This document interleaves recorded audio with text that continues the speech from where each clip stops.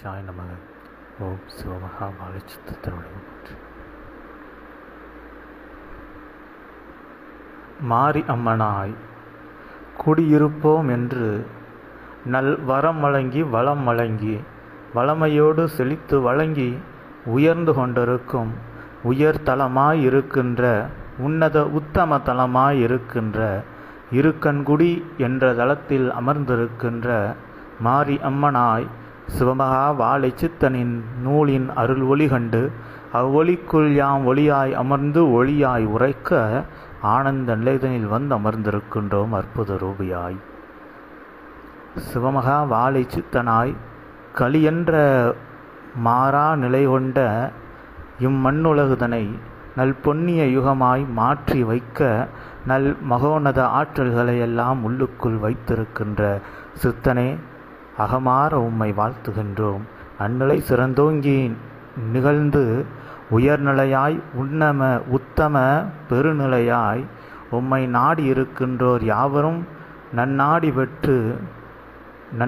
பெற்று இவ்வு உலகமதில் நாடிகளின் கண்ணாடிகளாய் வலம் வந்து நிற்கின்ற அருள்நிலை கொண்டவர்களாய் வலம் வருவதற்கான வரத்தை அளிக்கின்ற சித்தனே, அந்நிலை முழுமையாக நடந்தேறி நிற்பதற்கான அருள்நிலை ஆசிகளையும் வழங்கிச் செல்கின்றோம். எக்காலத்திலும் எந்நேரத்திலும் எத்தலத்திலும் எப்பொழுதும் எங்கு எவ்வளவு ஆற்றல் கொண்டவர்களாக இருந்த பொழுதும் அடக்கம் என்ற ஒரு நிலைதனை அவர்கள் தமக்குள் கொண்டிருந்து தம்முடைய அனைத்து நிலைகளையும் அடக்கி கொள்ளவில்லை என்றால் அது அகங்காரமாக வெளிப்பட்டுவிடும். எனவே ஒருவன் முதல் நிலையாக கற்றுக்கொள்ள வேண்டியது யாதெனில் அடக்கம். ஓர் அரக்கனாக இருந்த பொழுதும் தமக்குள் இருக்கின்ற அனைத்து ஆக்ரோஷ நிலைகளையும் அடக்கி வைக்க பழகுவானாயின் அவன் அரக்க நிலைதனிலிருந்து அற்புத சித்த சிவ பெருமகா தேவ நிலைகளுக்கெல்லாம் உயர்ந்து நிற்க முடியும். எனவே அடக்கி ஆள கற்றுக்கொள்ள வேண்டும், அடங்கி இருக்க கற்றுக்கொள்ள வேண்டும். அவ்வாறு இருக்க பழகியவர்களே இக்காலத்தில் போற்றப்படுபவர்களாக உயர்ந்திருக்கின்றார்கள். அதுபோல் அடங்கி இருந்தவர்கள் எவரென்று கூட தெரியாத அளவிற்கு அடங்கி இருந்தவர்கள் இவர்களை போற்றுகின்றார்களே இக்கலியுக மாந்தர்கள் சிலரை அவர்கள் போற்றுகின்ற நபர்களாக எவருக்கும் தெரியாமல் அடக்கமாக அடங்கி அமர்ந்து உயர்நிலை கொண்டவர்களாய் உயர்ந்த கணங்கள் உயர்மகா கணங்களாக இன்றிருக்கின்ற உயர் கணங்களை விட பெரும் கணங்களாக அவை மாறி நிற்கின்றன. எனவே அடக்கம்தான் ஒருவரை உயர்த்தும் என்ற நிலைதனை எடுத்துரைக்க நல்ல ஆற்றல் கொடுத்த சித்தனை அகமாற வாழ்த்துகின்றோம். வாழை சித்தனாய் நீர் இருக்கின்றீர். பல்வேறு யுகம் செய்த தவம் எண்ணிலா யுகம், பல யுகங்களுக்கு செய்கின்ற அத்தவ ஆற்றலானது உமக்குள் சேர்ந்திருக்கின்றது. அவையெல்லாம் ஒரு வருடம் செய்த ஆற்றலோடு பல கணங்கள் சூழ்ந்து அமர்ந்திருந்த நிலையினால் அவற்றின் ஆற்றலும் உள்ளுக்குள் சேர்ந்த நிலையினால் வந்ததோ 11,000 யுகம் என்றெல்லாம் பலர் கணக்கு இருக்கின்றது. அது எக்கணக்கும் மனித கணக்குகளுக்குள் அடங்காதென்று யாம் உரைத்து உயர்நிலையாய் 11,000 யுகம் என்பது அது ஒரு ஆற்றலின் அளவை அளவிடுவதற்காக உரைக்கப்பட்ட நிலை என்பதையும் ஒவ்வொருவரும் உணர்ந்து அத்தனை ஆற்றலை கொண்டவனாக இருக்கின்ற பொழுது அவன் எத்தனை பொறுமைசாலியாக இருந்திருப்பான், அவன் எத்தனை உள்ளுக்குள் எத்தனை இரக்க குணத்தை கொண்டிருந்தால் அவன் இவ்வாறு ஒரு யுகத்தை மாற்ற தவம் பூண்டிருப்பான். அவ்வாறு பூண்டிருந்த தவத்தினால் வந்ததே ஆதி இறைநூலின் அற்புத நிலைகளெல்லாம்.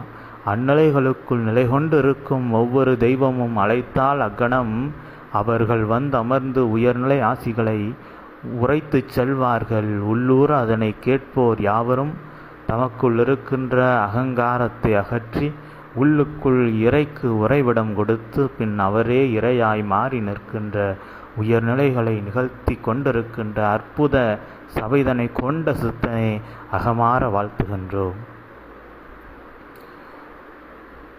ஒரு தலம் இருந்தது. அங்கொருவன் இருந்தான். அவனுக்கு ஆசானாக ஒருவன் இருந்தான். அவனுக்கு ஆசானாக இருக்கின்றவன், நீர் சென்று விவசாயம் செய் என்று அவன் கையில் அபூர்வமான நெல்மணிகளை கொடுத்து விட்டான்.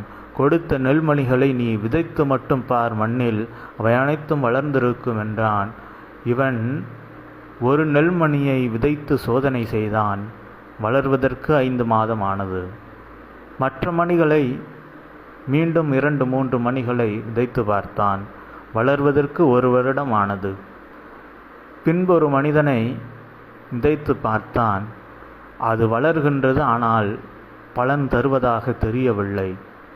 எனவே மணிகளில் குறையா என்று அவன் திகைத்து நிற்கின்ற பொழுது, யாம் கொடுத்தது நெல்மணி, ஒரு குறிப்பிட்ட நேரத்திற்குள் அனைத்தையும் விதைத்து நின்று அவற்றை பெருமளவில் அறுவடை செய்து யாம் கொடுத்ததை விட மீண்டும் அதனை பல்கி பெருக செய்து அதிலிருந்து யாம் உமக்கு முதலில் கொடுத்த 1 கை அளவு நெல்மணிகளை விட நீர் 1000 கை அளவிற்கான நெல்மணிகளை வார்த்தெடுத்து அதில் உமக்கு தேவையானவற்றை பயன்படுத்தி மீண்டும் பலதை விதைத்து நில்லடா என்ற நிலையை உணர்த்தவே யாம் உமக்கு அதனை அறிவித்தோம். நீர் ஏதோ ஒவ்வொரு நெல்மணியாக விளைத்து இது வளர்கின்றதா வளரவில்லையா என்றால், என்றடா வளர்ந்திருக்கும் நெற்சோலை அது. நெற்சோலை வளர வேண்டுமென்றால் அபூர்வமாய் அனைத்தையும் விதைத்து பாரடா. விதைத்து பார்த்து இதுதான் கால பக்குவம். அக்கால பக்குவ நிலைகளுக்குள் நீர் அபூர்வமாய் அவற்றை பாதுகாத்து நிற்கின்ற பொழுது அனைத்து நெல்மணிகளும் உயர்நிலை கொண்ட நெல்மணிகளாய் பலன் தருகின்ற மணிகளாய் வளர்ந்திருக்கும், கதிர்களாய் விளைந்திருக்கும் என்று கன உபதேசத்தை வழங்கிச் சென்றான் அவ்வாசான் அங்கிருந்த அச்சீடனுக்கு. அச்சீடனும் அவ்வாறே கேட்டுவிட்டு, இது 1 வருடத்தில் வளருமா? ஏனென்றால் 1 மனிதனை விதைத்தோம், அனைத்தும் நல்மணி என்று உரைத்தீர். ஒன்று 6 மாதத்தில் வளர்ந்தது, ஒன்று 1 வருடம் ஆனது, ஒன்று வளர்ந்ததாகவே எமக்கு தெரியவில்லை. வளர்கின்றது, ஒன்றானது 2ஆகின்றது, இன்னும் பலன் தரவில்லை என்று இருக்க, நீர் விதைத்ததெல்லாம் சரிதான், ஆனால் அக்கால கட்டம் வேறு. அதுபோல் அந்நெல் மணிகளை நீர் பக்குவமாக பாதுகாக்கவில்லை என்று உரைக்க, அற்புதமாய் இம்முறை அத்தவர்களை செய்யாது அனைத்து மணிகளையும் விதைத்துவார், அபூர்வமாய் ஒவ்வொன்றையும் வளர்த்துவார். ஒவ்வொரு நெல்மணிகளுக்கும் காலம் என்பது 6 மாதம்தான். அற்புதமாய் அவற்றிற்கு தேவையானவற்றை நீர் கொடுத்து நின்றால் உயர்நிலை கொண்ட நெல் சோலையாக அவை வளர்ந்திருக்கும் என்று ஆசானிடம் இவன் கேட்ட பின்பே அவ்வாசான் உயர்நிலை கொண்ட உபதேசமதை அந்நெல் மணிகளை எவ்வாறு விளைவிக்க வேண்டும் என்பதை உபதேசித்து அதன் மூலமாக நற்பயனை பெற கொடுத்து அமர்ந்தான் உயர் உபதேசத்தை. இதனை கேட்ட அச்சீடனும் அதுபோன்ற அதனை விதைத்து அறுவடை செய்து பின்பு 6 மாதத்திற்குள் அற்புதமாய் அதனை அறுவடை செய்து ஒரு சிறு நிலப்பரப்பில் விதைத்த நெல்மணிகளை விட இன்று அதனை போன்ற 10 மடங்கு அதிகமான நெல்மணிகளை விதைக்கக்கூடிய பெரும் தளங்களை எல்லாம் உருவாக்கி அங்கெல்லாம் எண்ணிலா அளவிற்கு நெல்மணிகளை விதைத்து அறுவடை செய்து ஒவ்வொரு வருடமும் நெல்மணிகளினுடைய எண்ணிக்கையும் கதிர்களின் அளவும் பெருகி கொண்டே இருக்க அற்புதமாய் யுகமாற்றம் அது நிகழ்ந்து கொண்டிருக்கின்ற நிலையே என்று அறிவித்து, அவ்வாறு நடக்கின்ற நிகழ்வுகளின் மூலமாக இன்று வாழை சித்தனே பேராசானாய் அமர்ந்து ஆங்காங்கு நெல்மணிகளாய் ஆதி இறை நூலை அற்புதமாய் விதைத்து ஒவ்வொன்றும் பெரும் நிலை கொண்டு இவ்வு உலகத்தில் நிலை கொண்ட நெற்கதிர்களாக வளர்ந்து நின்று அவை பிறருக்கு பலனளிக்கவும், அவை வளர்கின்ற பொழுது தமக்கும் பலனளிக்கவும், அவற்றை வளர்கின்ற பொழுது பக்குவமாய் பாதுகாக்கின்ற பணியை வாழை சித்தனும் செய்து நிற்கின்றான். இந்நிலை அது உயர்ந்து நிற்க அபூர்வமாய் அதிசயமாய் நெற்கதிர்கள் பெருகுவது போன்று ஆதி இறை நூல்களின் ஞான ஒளிக்கதிர்களும் பெருகி இருக்கும். அந்நிலையின் மூலமாக ஒளிந்து ஓடி நிற்கும் களியது அது ஒளிந்திருக்கும், ஒளிந்த களியது முழுமையாக ஒளிந்திருக்கும் என்று அறிந்து கொண்டு அந்நிலை உயர்நிலை, அவ்வுயர்நிலையை அடைய பொறுமை நிலை கொண்டு ஒவ்வொரு நாளும் செயல்பட்டு கொண்டிருக்கின்ற பெரும் சித்த கூட்டங்களை எல்லாம் ஒரு நிலையாய் கொண்டு அமர்ந்து தமக்குள் அடக்கி நின்று தவம் பூண்டு கொண்டிருக்கின்ற சிவமகா வாழை சித்தனே, அகமார் உம்மை வாழ்த்துகின்றோம். மனம் கவல வேண்டும், மனம் அது ஒவ்வொருவருக்குள்ளும் கமல வேண்டும். அது நல் நிலை கொண்ட மனமாய், உயர்ஞான நிலைகளின் வாடையது வருகின்ற மனமாய் அது மாறி இருக்க வேண்டும். அவ்வாறு மாறி இருக்கின்ற பொழுது ஞான மனம் ஒருவருக்குள்ளிருந்து மனம் வீசுகின்ற பொழுது அற்புதமாய் அதனை நுகர்வோர் யாவரும் பஞ்சபூதங்களின் வழியாக நுகர்வார்கள். ஒருவன் செய்கின்ற செயல், ஒருவன் காண்கின்ற பார்வை, ஒருவன் உரைக்கின்ற உரை என அவன் பஞ்சபூதங்களின் வாயிலாக அவன் இயக்குகின்ற அனைத்து இயக்கங்களிலும் அவன் மனதிற்குள் இருக்கின்ற ஞானம் அது வெளிப்பட்டு இருக்கும். அந்நிலையே உண்மையான உயர்ஞான நிலை. அவ்வுயர் ஞானம் எதுவென்பதை உண்மையாக உணர்த்த வேண்டுமென்றால் உண்மை எதுவென்பதை உணர வேண்டும். உண்மை எதுவென்பதை உணர வேண்டும். உண்மையை நீர் உணர்ந்து விடுவாய். ஆயின் உயர்நிலை கொண்ட ஆன்மாவாய், உத்தம பெரும் சிவமாய் நீர் மாறி இருக்கலாம்.